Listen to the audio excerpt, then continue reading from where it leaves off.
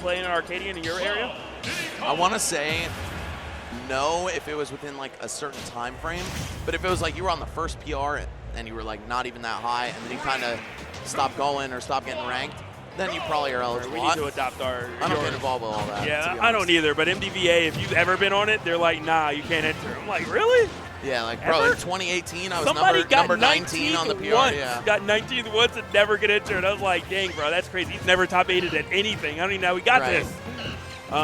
But either way, we have Spargo obviously rocking the Cloud, tried and true. Going up against Infernape's Diddy Kong, and you were saying third in the Arcadian. We're going to find out what you can do because Spargo has a lot of tweak experience.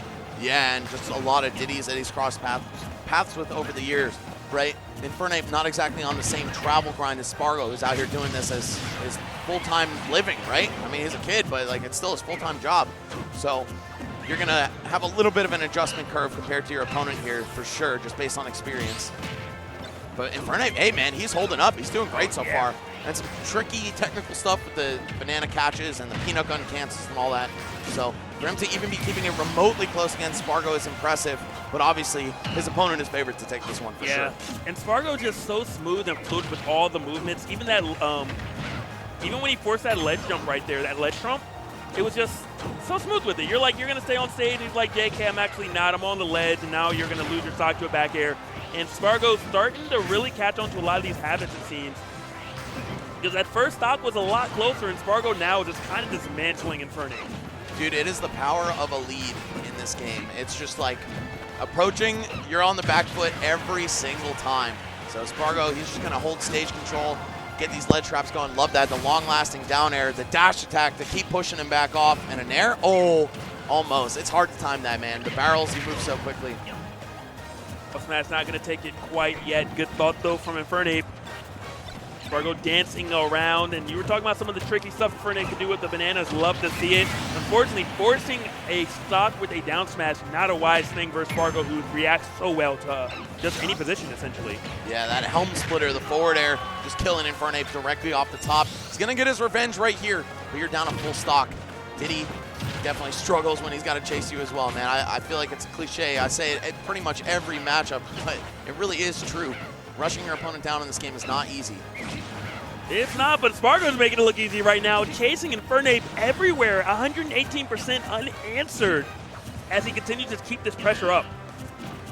These back airs also going unanswered. Diddy, I mean, he's got a pretty good burst option with the dash attack, but not quite providing him that forward propulsion that you need to get in and slip underneath the clouds, big aerials. Man, the neutral getup just getting decimated by that limit climb hazard. We're going to see Spargo take a pretty confident game one, although they were definitely going back and forth at the beginning. Infernape was able to show what he was made out of, but those top player adjustments, even over the course of just a few minutes, can be lethal. They were, that is for sure. Infernape did manage to take a stock, which is already really difficult to do against a player like Spargo. And, you know, this is a tall order, but as I always say, if you can take one stock, if you can take two, if you can take two, you can win a game. It's true. And if you can win a game, you can win a set.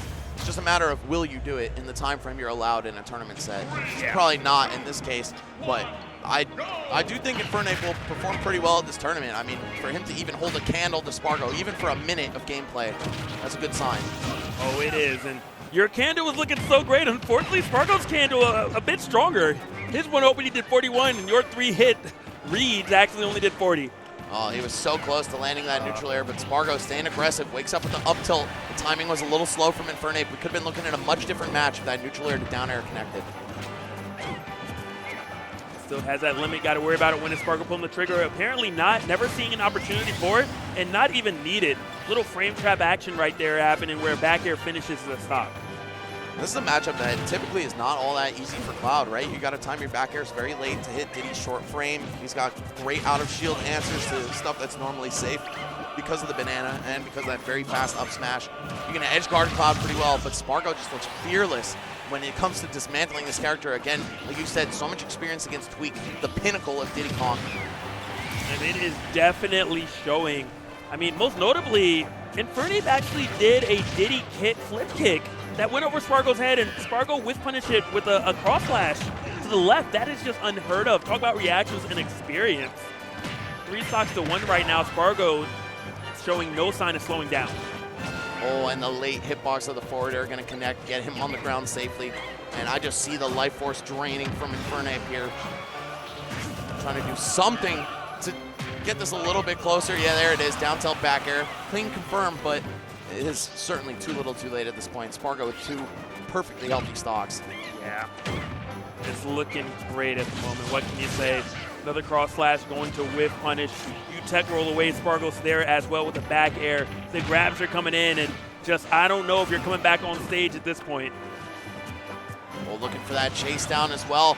But Infernape just going to disengage, run away, still find himself on the receiving end of an edge guard. Yeah, the neutral air connects this time. Another one, and you are gone. Goodbye, sir. Valiant effort from Infernape. You could see him really doing his thing in the beginning of those matches, but once Spargo acclimated to his rhythm, yeah, it was just kind of over from there. Hit him with the baseball game. 3 strikes and you're out. Timing that nair perfectly time and time again. And I mean, just what do you do against a player like that when going off stage is the end of your stock?